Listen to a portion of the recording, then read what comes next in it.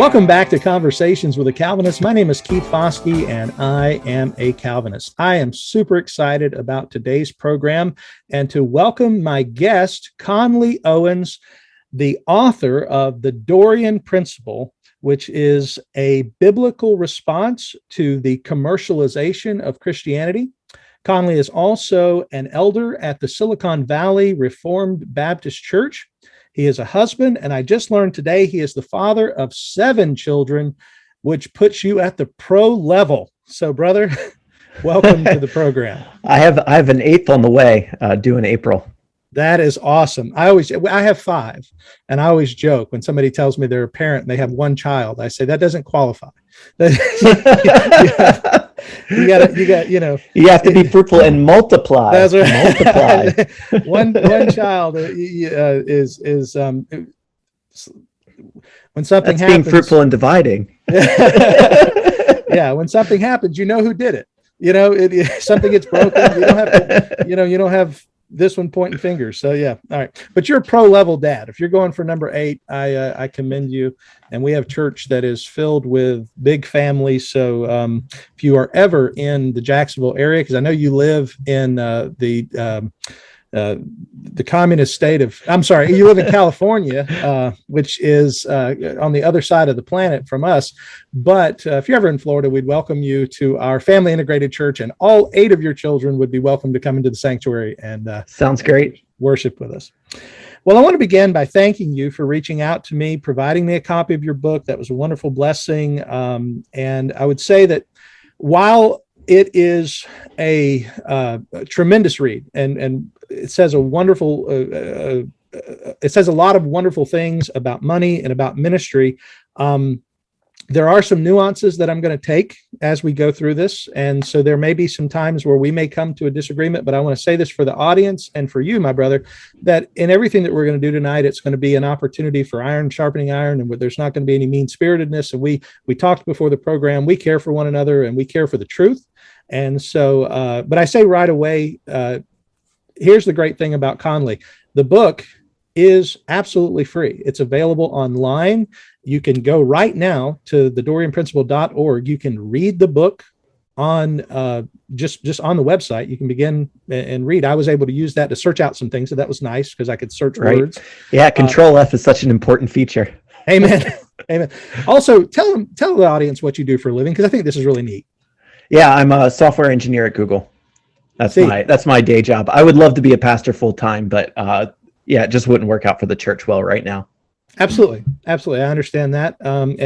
Right now, I'm the only vocational elder at our church. We have 3 elders, and the other 2 are one has a business and the other one is retired. But yeah, I understand for sure.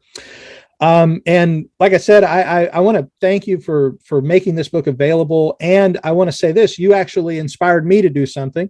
I have a small book that I wrote. It is on the doctrine of the Trinity called God in 3 Persons. And I noticed that your audiobook is actually you reading the book.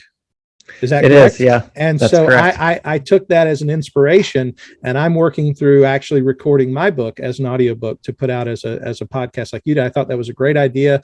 It makes it accessible to a larger audience, and it's like you, I have no interest in making money off the book. I wrote it as a primer for people who didn't know anything about the doctrine of the Trinity. I go into the history and the councils and things like that. And so it really is never was intended to be something that I was going to use for financial gain, but seeing what you did was an inspiration. So I wanted to thank you. That's great. Yeah. When people say they don't have time to read, I tell them, well, you have no excuse now. You don't have to read it. You can just listen. That's right. And you did a fine job of recording it. It sounded really, really well. Oh, thank you.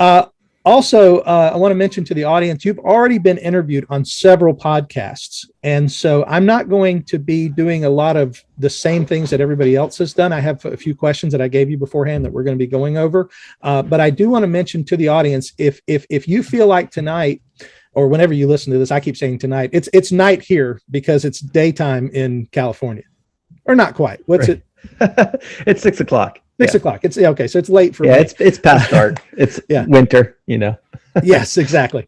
But if you want to learn more and you feel like in this program you didn't get the full experience, I would encourage you to go to A.D. Robles's podcast. It was very well done, over an hour of discussion, and then another 40-minute follow-up podcast. And then on the Here I Stand podcast, they actually go through every chapter of the book, talking about the main feature of every chapter. So my encouragement to you, I'm going to have Conley in a moment explain the big picture of the book, but if you want more of the nuances and more of the individual information, I would recommend both of those podcasts if you want to follow up to this one, for sure. But make sure you listen to this one first, because it's the most important. Okay. All right. So Conley, I'm going to jump right in with both feet.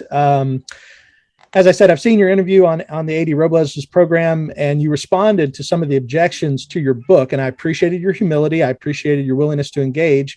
But I know my audience hasn't, by and large, hasn't read the book. So if you could give us a synopsis of what the Dorean Principle is, and things like Dorean, the what that means, pro pempo, which is a big important part of your book, and the difference between reciprocity and co-labor. If you can just spend a few minutes, and I'll give you all the time you need, but just to kind of explain those concepts in a broad way. Sure. Yeah. So the word Dorean is the Greek adverb that means freely. Jesus said in Matthew 10:8, freely you receive, freely give. So at its heart, the book is really just an exploration of that sentiment, that principle, is how should ministry be given freely? And especially given all the verses that you have that say that ministers ought to be well supported, including the very next two verses, which say a worker is worthy of his food. So the resolution in the book is essentially that Jesus forbids reciprocity in ministry, where you're exchanging the gospel or exchanging ministry for money, and he commends co-labor. So the gospel ought to be supported, ministers ought to be supported, but by co-laborers rather than by customers. And you mentioned pro pempo. So pro pempo is the Greek word that means to send forward, or it also has financial overtones to it. So you have a lot of, in Paul's ministry, so he carries on the pattern that Jesus sets. And in his ministry, he does a lot of accepting funds and also rejecting funds. And a lot of people have had different theories about this, but in my opinion, of the recent books that have talked about this, they either do not follow, they come to correct conclusions, but then don't apply it to everyday life, or they come to incorrect conclusions. So in Paul's ministry, how do you resolve those things? Once again, I believe the answer is between reciprocity and co-labor. Why is he willing to accept the Corinthians pro pempo support when they are going to send him forward? He wants to come to him on his journey so they can send him forward. Why is he willing to take that? But other times he says he'll never take their money, right? And one, the context is reciprocity. They want to pay him back for his ministry there. And the other, they are supporting him for his ministry in general. So there are several other apparent contradictions in Paul's ministry that I think this, just looking at what Jesus says and seeing those right next to each other, this distinction easily resolves and harmonizes these truths. Okay. One specific passage that comes up in the book is, I think it's 1 Corinthians 8, and I do have the book in front of me, but I don't have the page mark, so forgive me.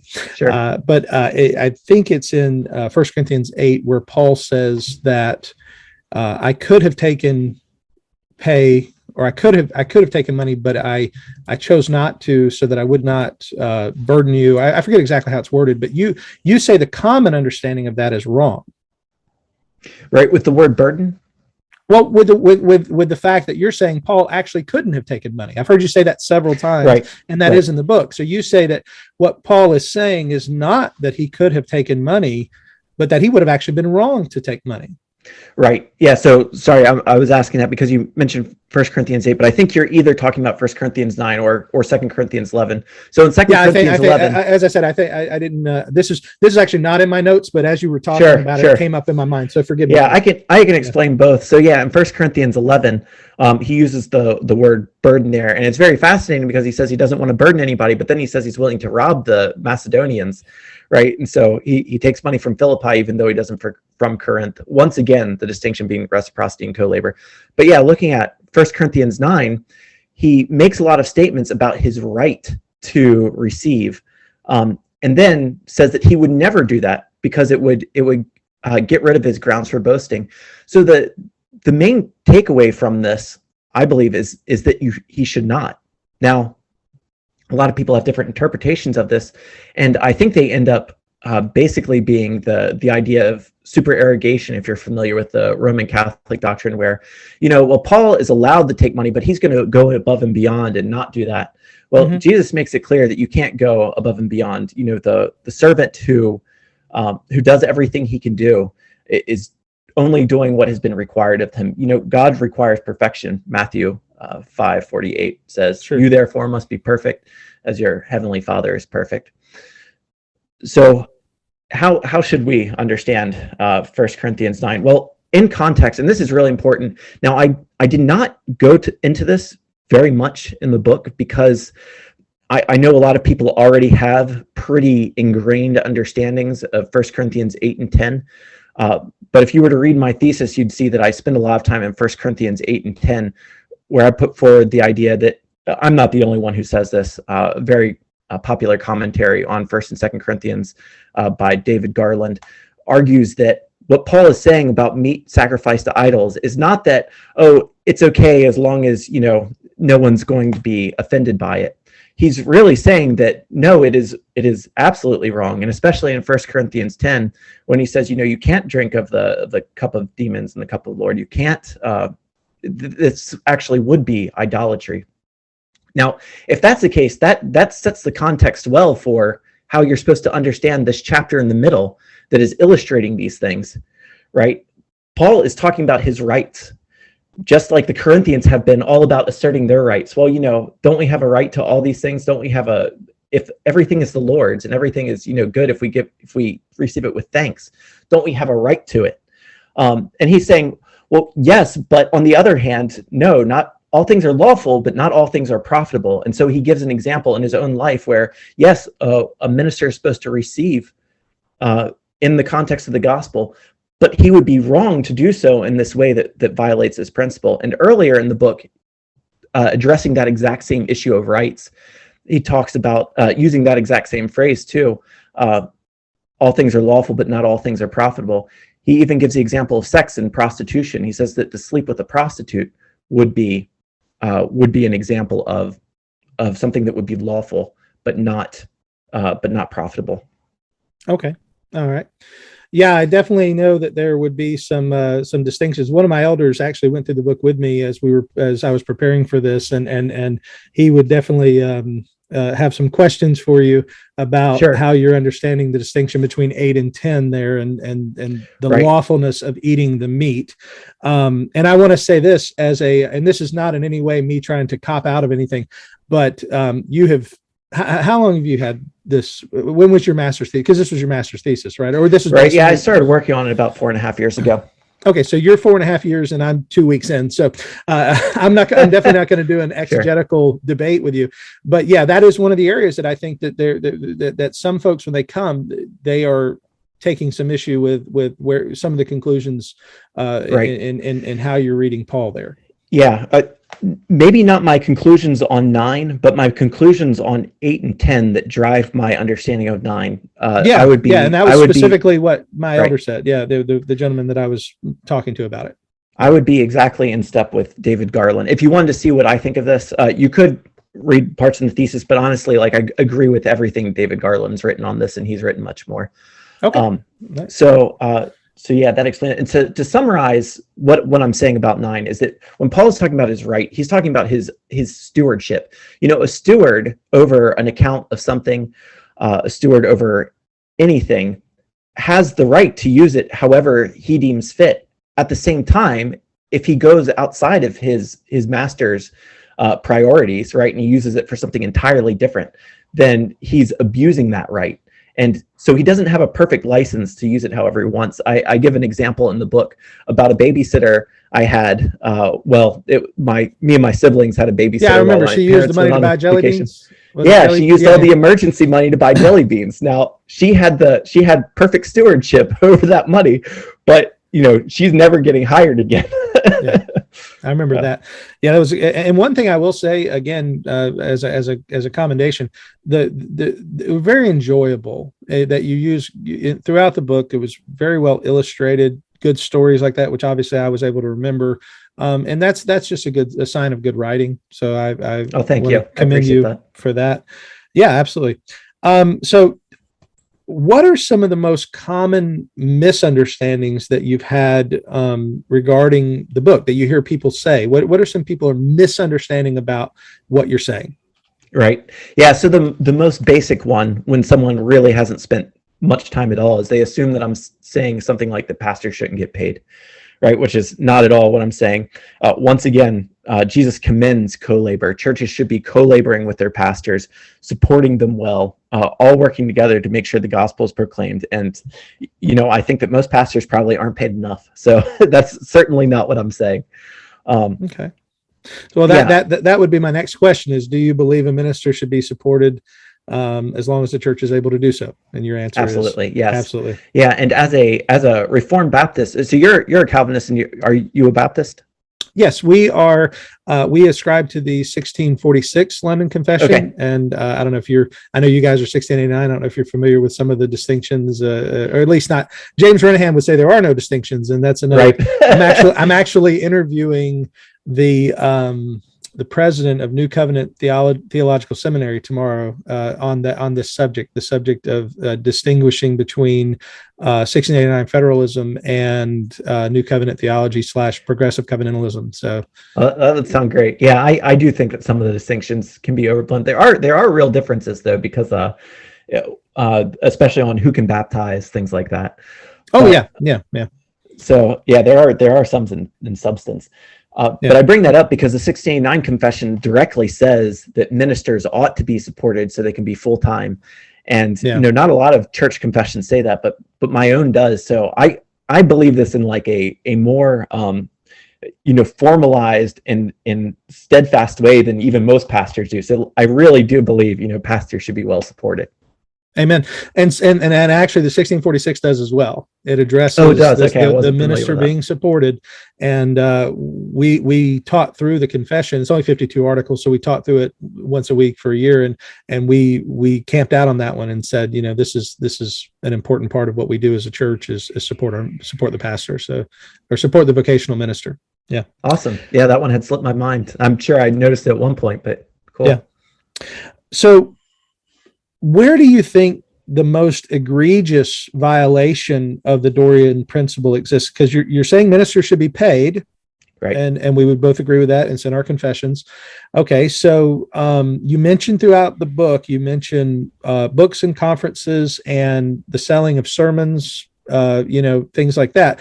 But is there one area that you're most concerned about? And I know all of it's important to you, so I'm not saying to the expense of everything else, but is there one area that you would say, this is really what got my goat? This is what made me write the book?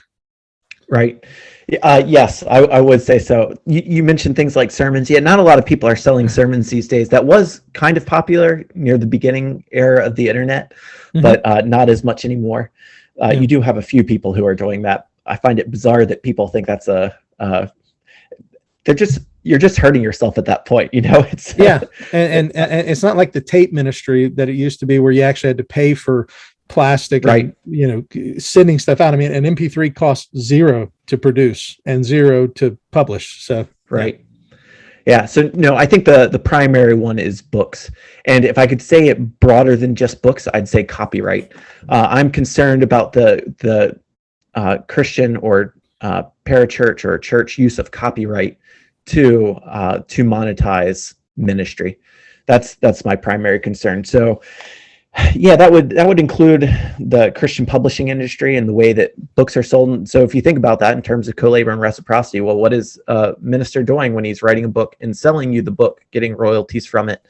That's reciprocity. Now, there are all kinds of ways for ministers to be supported to write books without reciprocity. So I'm not saying that there shouldn't be a publishing, Christian publishing. It just should be restructured. Okay. Now you just mentioned a word that not everybody knows. I know many people will, but when you use the term parachurch, Can you, just for those in the audience who maybe are not familiar with that term, can you just define that? Because I have a question to go with that, but I want to. Sure. Yeah.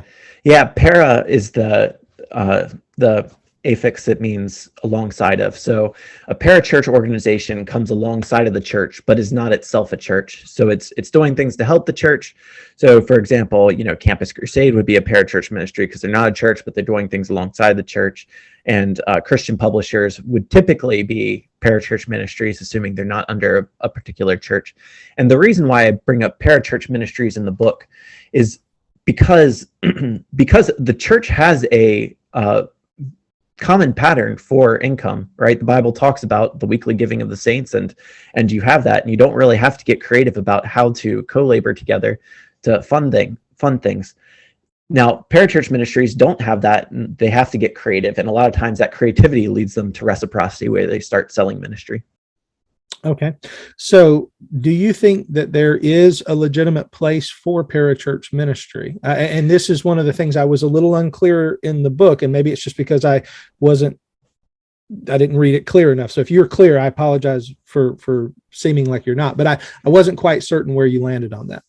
Sure. No, I honestly, as I was writing the book, I wasn't even sure where it landed on. I think I have a better idea now, but for starters, I do think there are probably too many parachurch ministries, or that. Amen. I would agree. Much that's done under the auspices of parachurch ministry needs more church accountability. And however, no, if you push it really far, like what is the definition of parachurch ministry? Honestly, anything that doesn't have a church's brand slapped on top of it is parachurch ministry, right? Like you as a pastor are, I suppose, doing this podcast under the auspices of your church, but if you weren't a pastor, you might be doing this not as a not under the auspices of your church. That's an interesting point. This podcast is my personal podcast, even though the elders have the right to call me to account if I were to say anything incorrect. This is not a ministry technically of the church. This is something I do on my own. And as I said, though, as one of three elders, I am submissive to the men that I serve with. And so in that regard, but yeah. So okay. So as a individual faithful church member, you're going to have that kind of accountability. But let's say someone else joined your podcast and was co-hosting with you, who's from a different church. Now, like, which church are you accountable to? Right. It's obviously a parachurch ministry at that point. And anytime we share the gospel with a friend, more as an individual than as a representative of a church, these things could all be called in some sense parachurch ministry. So I think that it's just too difficult to define things to say that parachurch ministry is out and out wrong. However, I do think that there's room for reformation in the way that we too eagerly embrace parachurch structures because they're going to move faster than the structure that Jesus put in place. Okay, and that's a good point. All right, so getting to another question. Now, this one I've written out, so I'm going to read it straight from my notes. And I think it's a little longer than the one I gave you, only because I added a little to it. So, but it's essentially the same question. Because you just mentioned that you feel like books are the big issue, that you feel like that's the big thing. Yeah, and even broader, like I said, copyright. So even Christian documentaries and stuff, I would fit into this. Okay, so if someone said, by purchasing a book from John MacArthur or James White's one of my go-to guys. In fact, I'm hoping to have him on the program soon to talk about the issue of simplicity. We're going to talk, hopefully have him on to talk about divine simplicity, which is a big deal right now in 1689. Anyway, I don't mean to keep going. There's a bit of a debacle going on. Yes, I'm sure you're aware. So what if someone said, by purchasing a book from John MacArthur or purchasing a ticket to a lecture by James White, I'm doing so to support them. I'm co-laboring with them for the furtherance of the gospel. Does that money have to go through the church to qualify for the triangle of obligation? Now, I know we haven't talked about that yet, but the triangle of obligation, as I understand it, you correct me if I'm wrong, is that the person gives their money to God and the minister receives his money from God. And so what makes it not reciprocity is the third person, if you will, which is God. Right. Yeah, it's that the direct obligation is to God, but it doesn't have to be a particular party representing God. It doesn't have to be the church representing God, so that Okay, there's that's a money good changing hands in clarification. that way. I think it'd be fine if people had handed Paul, the Apostle Paul, money directly to support him. Um, uh, I appreciate you there saying that. was That actually yeah. clarifies a lot for me. That one sentence that you just said. So, like for instance, tomorrow night at our church, we're going to have our um, a missionary that we support. He's Scott Phillips. He's a missionary to the Dao tribe in Indonesia, and he visits us when he's in country. And when he's here, our church takes a donation. We to again pro pimpo to send him on his way. I think Right. I think that would qualify as pro pimpo. I don't know if you would Oh yeah, disagree, absolutely. but if somebody just walked up to him and handed him a check or cash and said, "We want to send you on your way," but it's not going through the church, you would still see that as co-labor. Oh yeah, there might be some wisdom in doing that or not doing that, but outside of Yeah, the I mean, Dorean we principle, encourage yeah, people. that would still be co-labor. Yeah, we encourage people to give through the church only because it helps him in the sense that he's not getting 40 different checks with different names and things. If somebody hands us all the check, we can hand him one amount, and it's easier in that regard. Right. But that Yeah. And there's other reasons why it might be unwise, especially when it comes to things like well, I guess this is outside of the whole issue of funding ministry, but if you have someone who's come to the church for benevolence, and people are individually doing it and the deacons aren't overseeing it, so then the deacons give to that person not realizing that he's already been given to, and then yeah. people are able to abuse the system. There's a lot of reasons why it might be better to centralize these things through the church, but that's a totally different issue. I agree that it's co-labor. So how about yeah. the going back to But the book thing? Yeah, if so, you had mentioned, okay, so let's say I've got this motivation when I purchase a book from John MacArthur, I'm trying to co-labor with him. Well, primarily, I'm not. So I do think that someone should have the right motivations as they're giving to ministries, but primarily, this is not a book about what you should be doing as a person receiving ministry. It's about what the ministers are supposed to be doing. So even if there are a few individuals who have that mindset, the real question is, has the minister done due diligence with the words and gestures of ministry fundraising to communicate that they should feel obligated to God, who is the source of the gospel, rather than to them as the minister, as though they were the source of the gospel? That's the real question. Okay, I can see that. All right, I want to bring in a question from a listener. Is that okay to ask you sure. something? I actually think I know how you're going to answer this. I think you'll be fine with it, but I want to give it to you. This is from a mutual friend. At least he's your friend on Facebook, Rodney Stewart. Right. Yeah. He found the book recently, and we connected. Yes. Yeah, and he had a lot of good things to say about it. Just so he messaged me last night because I posted I was going to be interviewing you, and he said, "Could you ask him this question for me?" So I'm going to ask you the question as he sent it, and he says, "What is the biblical view of paying someone to use their gifts in the church? Example: music leader, bivocational pastor. If these people are gifted by God with these talents and they have full-time jobs, why should they be paid to use their gifts for the body of Christ? Expense accounts are understandable, but a salary for people that God has gifted is," he said, "a head scratcher for him. Many members of the church volunteer their time to serve, don't expect nor would accept payment for their service, yard work, bookkeeping, deacons, lay elders, etc. Why would others be paid instead of giving their service freely to the church?" That's a long way of asking that question. So why do you pay some people and not others? Right. Yeah. So you have the pastor who's doing a lot, and so he gets paid a lot, and then you have people, not always. Well, not always a lot, but a lot more than everybody else. And I'm kidding. Yeah. Sorry. But then you have these other people who are giving a lot of time and then getting nothing, right? So why that huge one is why that huge disparity, but then if you accept that disparity, why are these people who do a little bit more then suddenly, where do you draw the line for these kinds of things? I would answer that this really doesn't have to do with the Dorean principle, that as long as it's co-labor, the verses that I'm bringing up are satisfied. Now, yes, there's a wisdom question as to whether or not these individuals should be paid when there are other people also volunteering, giving a lot of their time.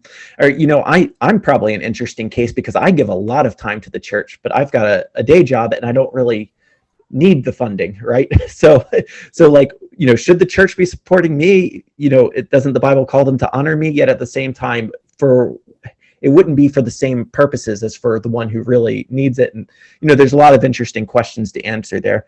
But as far as co-labor versus reciprocity, that would still be co-labor. So I wouldn't have objections to it on the basis of the Dorean Principle, even if I might cringe at some examples of this if you were to show one that was particularly egregious. Yeah, and that's kind of what I had a feeling that you were going to say was at the end of the day, as long as it's co-labor, right. as long as that's how you understand it, then who gets paid is really a decision of the elders, and whether right. or not it's wise is going to be their, they're the ones that got to stand before God and give an account for the wisdom with how they managed God's God's money in that regard. Yeah, and I'm not saying there's no rights or wrongs about any of that. It's just outside of the scope of the ethic I'm trying to put forward. Yeah, I understand. All right, so I mentioned that one of my elders and I have gone through the book, and I have a few additional questions. Now, these are maybe some might consider these harder questions, but they're sure. Again, nothing is intended to be a strike. It's just here's a few really difficult things we walked away from, having both gone through the book, and we said, okay, how would Conley, and that was actually something we'd say, how would Conley understand this? And how would Conley, right.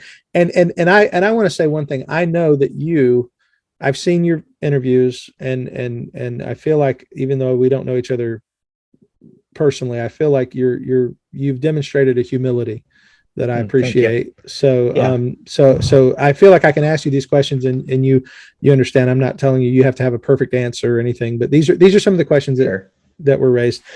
Like, for instance, the first one is in chapter 12. You talked about Joel Osteen and Rick Warren engaging in reciprocity because they take their royalties and they don't take pay from the church. So they're bypassing co-labor and they're taking reciprocity. And you mentioned John Piper for not taking royalties for his book.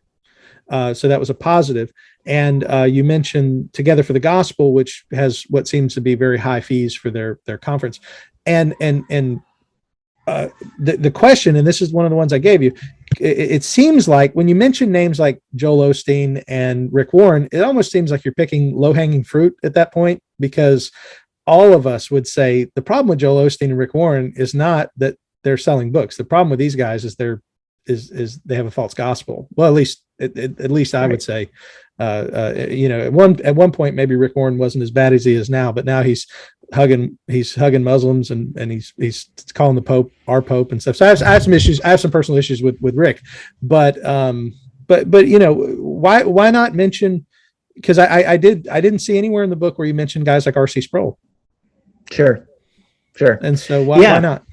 Yeah, great question. So I thought about that, and I think the answer is that I was not biased in the way that I did it, although I could see why someone would come away from that. When I name names, so some people have pointed out my willingness to name names, and I kind of thought about that, and I said, I guess, but like, there's not that many people I point out. I only name names when there's a more obscure practice that I'm trying to highlight, and then I would only pick people where it was well documented. And that particular issue was not one that was well documented. So, for example, I talk about selling sermons. The only person I know who sells sermons is Tim Keller, and I wrote this in my thesis before I was aware that there was, and it was before the past 2 years when there's been more of a conservative pushback against Tim Keller. Yeah, my number one podcast was my response to Tim Keller on the woke thing he said. So yeah, I get it. Yeah, in the past 2 years. Yeah. So I originally was pointing him out as like one in our camp, right? And now gotcha. I guess he's like less so, but and I feel like there were left the Ponderosa. Yeah. Right. Yeah, I feel like there were a few other examples, but the particular one you mentioned about Joel Osteen and Rick Warren. So what I was pointing out there you have people who have had such successful book ministries, right, that they do not receive anything from their church. And I had trouble finding documentation on anyone else who does this. Now, I questioned whether or not I should put in Joel Osteen, but I decided, well, a lot of people don't realize that this is the case, that, that he does that. So I guess I'll throw him in. But I really want to, you mentioned James White a minute ago. I had heard James White on one of his dividing lines say that he does this. Now, I don't know if that's still true, because this was when he was at his previous church. I don't know. But, he's one of my favorites. And I really wanted to point out that, look, this is in our camp, this is everywhere. And I couldn't find any documentation on that. So I don't know whether or not that's his practice currently, or what exactly he does, whether or not he receives money from his church to support him in his book ministry, or he just receives, the royalties from the books. So yeah, I couldn't speak to that. Yeah, I don't know, but I was really trying hard to find someone in our camp who was doing this, where they weren't receiving anything from the church and were only receiving from books. Because the common understanding of this is, oh, this is very generous, but I'm trying to show that that's the exact opposite of what Jesus is describing. So anyway, yeah, I was willing to. I just couldn't find documentation on some of these things. Oh, one other example, I point out that Dan Wallace he's perpetuating the what I believe to be an incorrect notion that photographs of manuscripts, of public domain manuscripts, are themselves copyrightable, right? Which restricts access to digitized manuscripts. So I would consider, Dan Wallace to be a good guy. So yeah, I was trying to include much of my own people as I could. Yeah, but that wasn't always possible. And when you mention the copyright in the book, I mean, it is fairly ubiquitous. I mean, that kind of hits everyone who has a book, anybody, because you even say in the book that if a person is giving their book away for free, but they ask that you don't change it in any way, or that you cite them, that's placing a burden upon the use of that material, and therefore is demanding reciprocity. Right. Yeah. And I have a little more nuanced view than just like, we shouldn't have to cite anybody on plagiarism, but yes, that is correct. And see, I don't list any examples for books, because I feel like, well, everybody knows, people who write books. So I didn't bother naming any names on that. The only things I was naming names on were more obscure practices, or just minority practices. Okay. So any use of, in your opinion, any use of copyright that would demand any form of citation, or not changing the material, or any of that, would be a form of reciprocity. Yes. Right. Anything that places an obligation on the recipient of the ministry. Now, should someone be concerned about someone taking their material and violating the 9th commandment and claiming it as their own, or slapping their label on it. If I scratch your name out and I put Medford Foskey here, that would be wrong, but not because of copyright. It would be wrong because it'd be lying. Yeah, or even worse, you change the words in the book and keep my name on it, right? Then that's defamation or something else. Yeah. And so I think there's room for concerns about plagiarism, but I don't think that copyright is the right solution, because copyright, while it gets co-opted to address that, it's not really what it's for. Now, you mentioned in your interview with the Standing for Truth that you, or I think here I stand, that you were, it was copyright that brought you this because of your dealing with software so much. Right. That's correct. Yes. So what do you think about, and this is off this just came to my mind, so it's not on the list. Sure. What do you think about like ProPresenter and things like that? Those are software that is intended to be used in the church for the purpose of, making PowerPoint easier, if you will, because PowerPoint is obviously not always the easiest way to present words to songs and stuff. So ProPresenter produces a product that is specifically made for church. Okay. Yeah, I'm not familiar with ProPresenter, but if it is specifically for church, I think that that's problematic, that they're providing some, unless there's some secular institution just capitalizing on the church, in which case, let them, like they have, because the telos meaning purpose, right? The end, the purpose of the Dorean Principle, the way I phrase it, any support accepted as anything other than co-labor compromises the sincerity of the gospel, of gospel ministry. So if there's no sincerity to be preserved, I'm not actually that concerned about it. If you're trying to say that we're doing this, ministry and you also have to pay us for it, I think that's a problem. And actually, I don't know if you look through the endorsements, but one of the endorsements is from the creator and maintainer of OpenLP, which is a competitor to those church prisoner tools. So anyway, OpenLP, the creator and maintainer of that is a friend of mine, and he's a fan of these ideas. This is why he produced this for free, because he believed that it ought to be given for free to the church. Sure. Yep.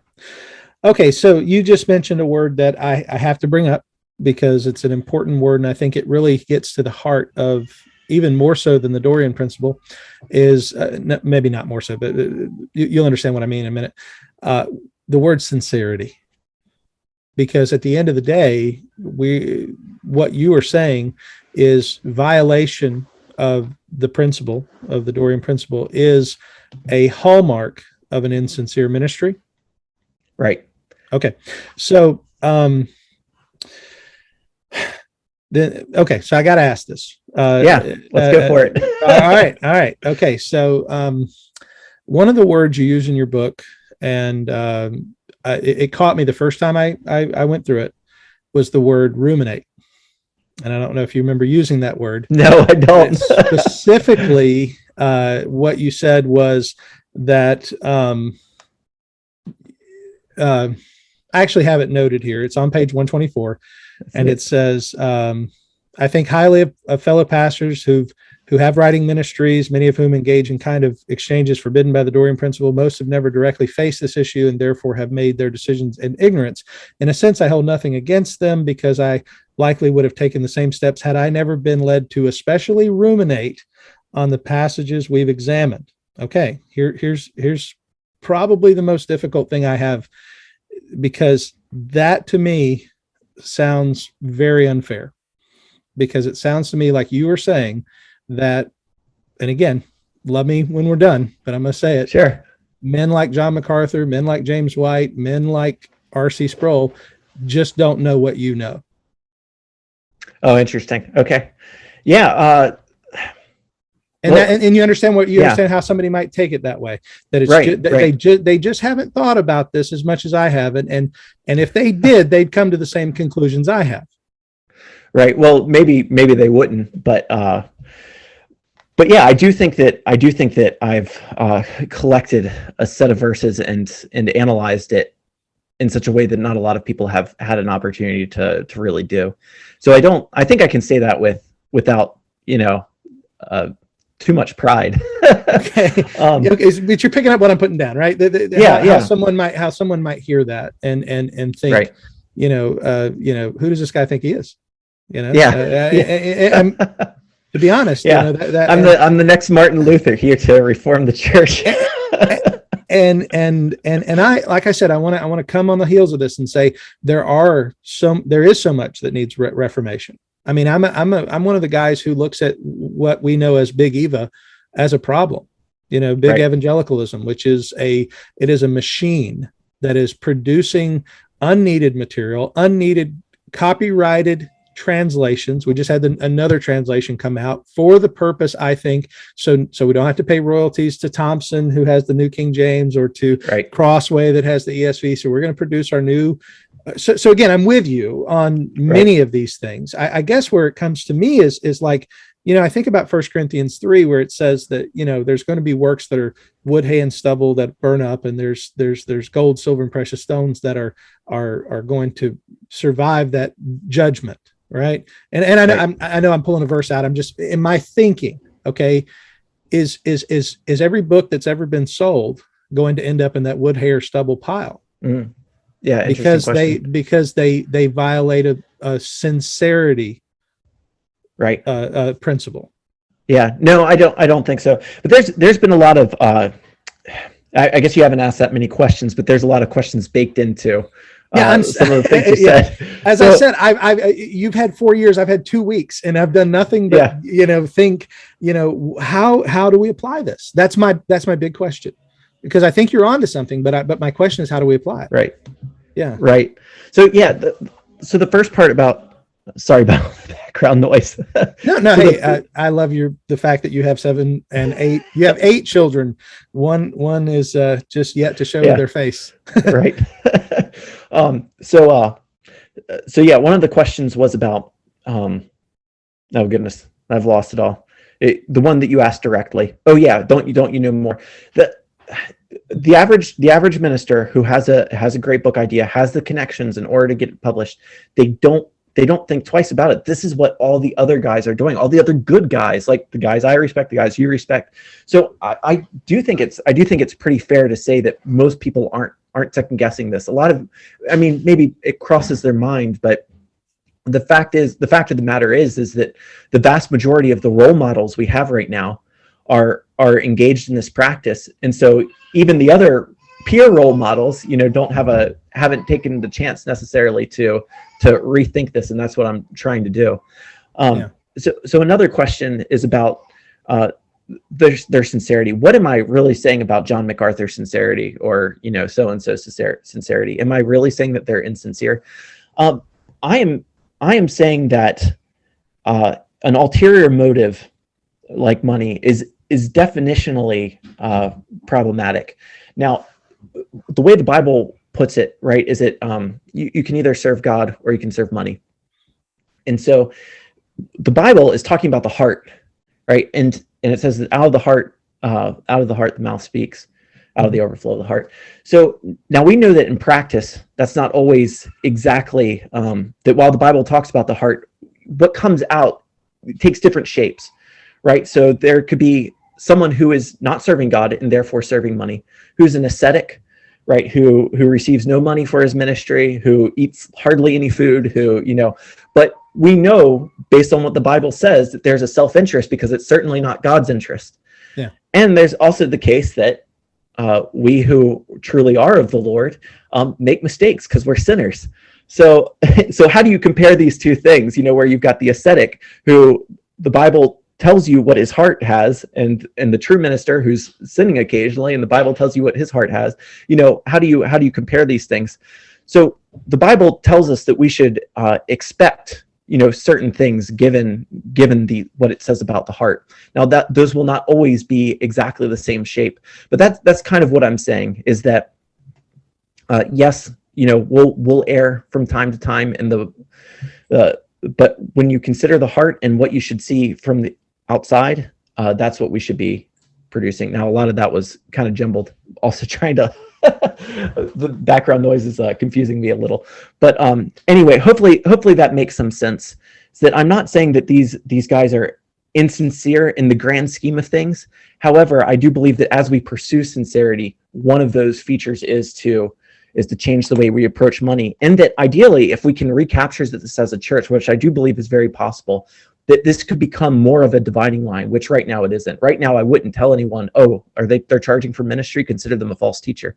But that's what the early church, if you read chapter 10 in my book, that's what the early church was saying. If they charge money for their ministry, they're false teachers. So I would love it if we could recapture this and be able to say things like that, like just don't even consider them. I don't know much about them, but they're doing that. That's too much of a red flag. Right now, it's such a common practice. It's not really a red flag. Yeah. So in a sense, you're saying a change needs to be made, and you're giving a principle by which that change would come about, but you're not saying that everybody who's doing it differently than the way you're saying it is right now definitionally greedy or a false teacher or insincere. Right. Okay. Right. I think that's fair. That's fair. All right. Here's a personal... and I will also point out that some of the people who endorse the book, are engaged in the exact practices that the book is saying when it finally makes the application at the end of saying are wrong. So they were willing to accept the heart with which I'm presenting these things. So that's important. Is the Bible tells us iron sharpens iron, and I know a lot of people use that verse a lot. But it really is true. These types of conversations, like the one you and I are having now, they're good, because hopefully through all of this we'll grow, and there will be the changes that need to be made will be made, but it might not be immediate, just like anything else. I have I did. I sent you this question, and I think it might be a good place to begin drawing to a close. We've been doing this for more than an hour now, so I think this is an interesting question in regard to you personally, because it deals with your bio on your website, your church Sure. website. It says that Conley Owens is a software engineer by day, but hopes one day to do the work of pastor full time. And you do have an MDiv, and you're working on your doctorate. Is that correct? In theory, working on the doctorate. Okay. I've not gotten very far. Okay. Yeah. Would you go to a church full time if the church could not pay you the salary that you believe you require? And let's say the church had a small handful of members. How would this not be, in one sense, a demand of reciprocity? Right. So I guess to quickly answer your question, no, I wouldn't. Depending on what you mean by required, not like, for my own luxuries, but well, you have 7 kids. You require, yeah, exactly, to support to support my family. No, so in chapter 11, I talk about how while all of requiring, requesting, and even receiving reciprocity is wrong, it's okay to receive, require, to request co-labor. And you see that in Paul's own ministry in Acts 18, right? Because he is only ministering part-time, and he's acting as a tent maker. And then when people from Macedonia show up, the common theory is that they show up with funds. He begins laboring full-time in the gospel. I think that I would be taking that exact same route where, I'm a finite person. I only have so much I can give. And if the Lord wants to provide through a certain people to come and co-labor with me, yes, I'll be willing. Of course, if I'm really called to that, I feel pretty called to Silicon Valley right now. So yeah.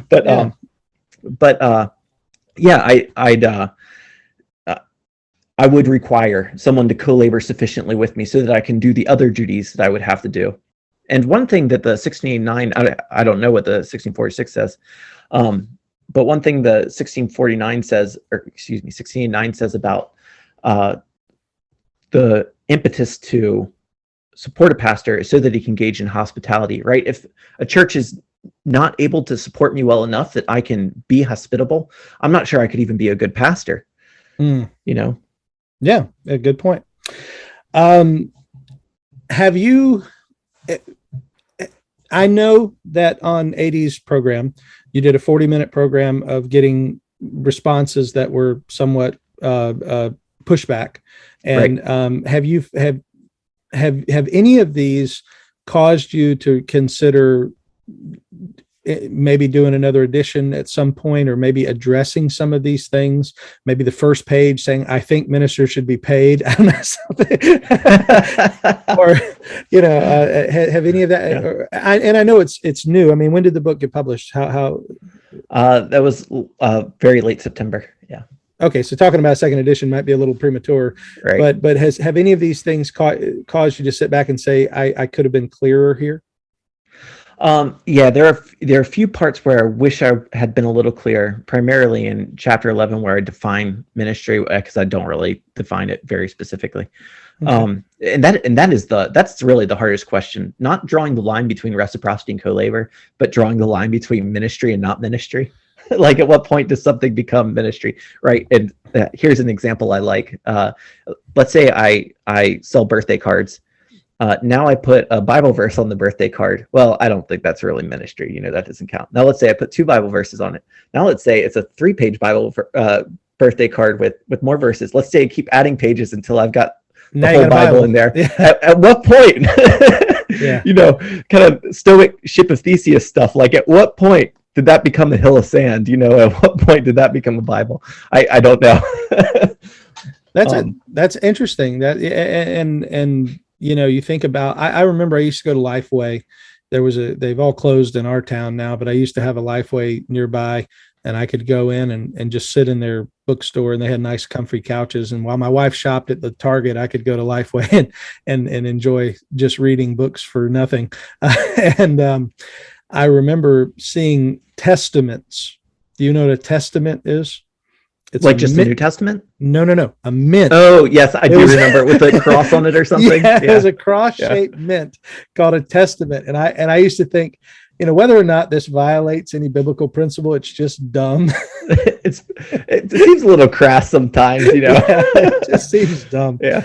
Okay. Yeah. But to answer your question about a second edition and clarifying things, so yes, like I would love to explore a lot of these things, and I'm not sure what the best mechanism to explore it is, but I was pretty intentional about not going too deep into the application. Now, yeah, it leaves a lot of people disappointed at the end, but really, I want people to accept this principle. And if they disagree about some of the applications, like you and I have talked about, some of our disagreements on applications potentially, that's fine with me. I view this a lot like the regulative principle. If you're familiar with the regulative principle of worship, it says that elements of worship can't change. We've got to have preaching, prayer, reading of scripture, singing, but the forms of worship can change. How many songs do you sit or stand, that kind of thing. People accept the regulative principle even if they disagree on what the elements are and what the forms are. And I think that's great. I see this the same way, where I want people to accept the principle, even if they end up disagreeing on what co-labor is and what reciprocity is, and what what counts as ministry and what doesn't count as ministry. I really want to, and that's why I spent most of the book just really trying to back up the principle. I want people to accept the principle, and then, hey, if we end up disagreeing on the details, that's fine. But I didn't want to include too many details so that it would turn people off and have them reject the principle entirely. I think that the comparison you just made to the regulative principle I think that's good. I think that clarifies, at least for me, because I have friends that I would consider myself a regulative principle adherent, but at the same time, I have friends who are maybe hyper regulative principle that would come to our church and would see me holding a guitar and say, no, that's not the regulative principle. Someone like Spurgeon, if he walked into our church, he would think we were off the chain because we have a drum set, and they didn't have any instruments at all. And so there are they're off the chain in a bad way. Oh yeah. Well, yeah. If Spurgeon walked into most of our churches, he would faint. Sure. But the reality is, you're right. There's a principle at play here. The principle is that ministry is to be given freely, and that ministers are to be supported, but to be supported in a way that glorifies God and that doesn't engage in the selling of the gospel or commercialization, as you say on the cover of the book, the commercialization of Christianity. And how we get there may look a little different, but certainly that's a lofty goal. And I think the book is one. It's certainly thought provoking. As I said, I've been swimming in it now for a couple of weeks, and I'm thankful that you challenged me and on that and sent it to me for free. And by the way, there's no reason, audience member, there's no reason for you not to have a copy of this book, because it is certainly the right price. And as I said, I think the evangelical industrial complex has become a money-driven enterprise in many ways. And a few years ago, our church started, and this is going to be a shameless plug, but a few years ago, our church started Sovereign Grace Academy. And what that is, it's basically a free seminary. It's an opportunity for anybody who wants to come, and I have a doctorate. So I went to the seminary I graduated from, and I said, I want to do classes. And if you would basically just endorse these classes and let me teach these classes, but I'm going to do it for free. And if anybody wants credit, they have to pay the seminary. That's another thing. But most of the people do it for the information. They do it, we give a little certificate that says that they've gone through, but it is a way for us to freely give seminary level instruction to people. So in that sense, because our desire is to teach and preach the truth and to have people understand the gospel. And so, in that way, I would say, we've endorsed the idea of freely giving in that regard. And as I said, I really appreciate you coming on today and being willing to listen to questions that were maybe not as easy as some, but sure. but oh yeah, absolutely.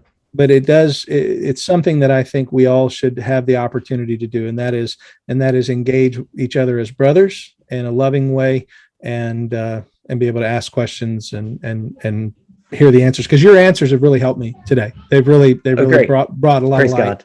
Yeah. Praise God. So before we leave, I do want to ask you one thing, because it is very unlikely that unbelievers are going to tune into an hour conversation about a book on ministry fundraising, but it might so be that there's somebody listening here who does not know the gospel. And if you could, in just a 2-minute, just short, share what is the gospel, and if somebody did not know what it is, what would you say to somebody? If you were in an elevator and you had 2 minutes to share the gospel with somebody, what would you say? Sure. Yeah. Well, the word gospel means good news, and it presumes that there's bad news, right? And the bad news is that we are all sinners who have sinned against a holy God, and the penalty for sinning against him is death. However, he's not only a just God, but he's a merciful God who has provided a way of escape. He's provided Jesus Christ who came and died for all those who believe in him. So for all those who trust in Jesus Christ and his salvation, his crucifixion, they receive forgiveness because he has paid that penalty for them. And then not only that, but he has given much more than forgiveness. He has given eternal life, that we may be glorified and live with him forever. So that's the good news. And this good news is especially good because there's absolutely nothing we have to do for it other than come to him with the empty hands of faith. And that's really, bring it full circle back to this book. That's why this is so important, is because if that's the gospel, that the good news is that God offers this gift freely. If we have received it freely, then it must be given freely. And like it says in Isaiah 55:1, God offers this living water, this milk, this wine, without money and without price. And you see that again at the end of Revelation, that this is offered without money and without price. And so as we represent the Lord, it's important that it be given that way. Amen and amen. And again, Conley, I want to thank you so much for coming on to the program today, answering the questions, and being a part of the podcast. Thank you for being here. Thank you. Thank you so much. And listener, I want to thank you for being with us today and listening to us. And I want to encourage you, if you have any questions about today's podcast or any of the shows that we do, you can reach us at calvinistpodcast@gmail.com. That's calvinistpodcast@gmail.com. And if you're interested in maybe some other questions for Conley, maybe in the future he'd be willing to come back and share some more with us about his Dorean Principle, please go and get the book, thedoreanprinciple.org. And feel free to send any questions in that you may have. I want to thank you again for listening to today's program. And I want to remind you again that you have been listening to Conversations with a Calvinist. And my name is Keith Foskey, and I have been your Calvinist. May God bless you.